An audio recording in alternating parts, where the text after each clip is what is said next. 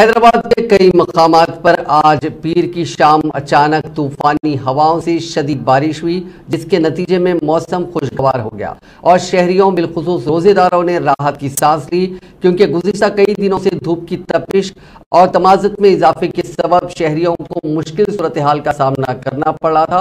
पुराने शहर के बेशतर इलाकों के साथ साथ नए शहर में भी अचानक बड़े पैमाने पर जबरदस्त बारिश के साथ सालाबारी हुई। कई मकामात पर सड़कों पर बर्फ की चादर नजर आ रही थी। पुराने शहर के कई इलाके तारीकी में डूब गए और बेशतर मकामात पर सड़कों पर पानी जमा हो गया।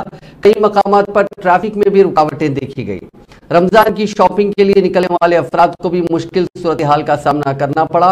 महकमे मौसमियात ने 3 दिन पहले ही रियासती दारुल हुकूमत के अलावा कई अजला में बारिश की पेशकयासी की थी।